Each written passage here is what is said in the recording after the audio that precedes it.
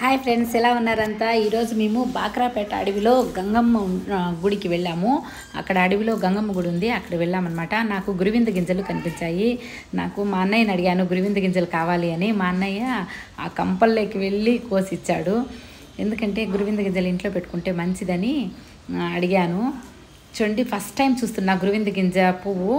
నాకు గింజల గురించి తెలుసు కానీ పువ్వు ఎప్పుడు చూడలేదు, ఇదే ఫస్ట్ టైం చూడడము.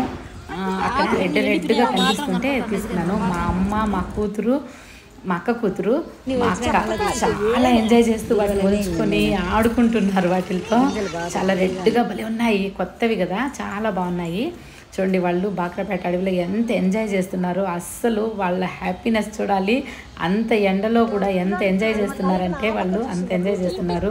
ఇంకా చింతాకు కోసుకున్నారు, గురువింద గింజలు కోసుకున్నారు. కంపల్లో అంతా వెళ్ళి మా అన్నయ్య మా కోసం కోసుకొచ్చాడు. మీరు ఎప్పుడైనా చూసినారో లేదో తెలియదు నాకు. చూడండి, ఇలా తీగలాగా అల్లుకునేస్తుంది. చూడండి ఎంత బాగున్నాయో.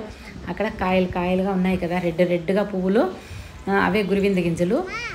అందినంత వరకు మా అన్న కోసిచ్చాడు, మాకు చాలా కోసిచ్చాడు. మేము అందరం తలా కొన్ని తీసుకుని అందరికీ ఇచ్చాము కూడా.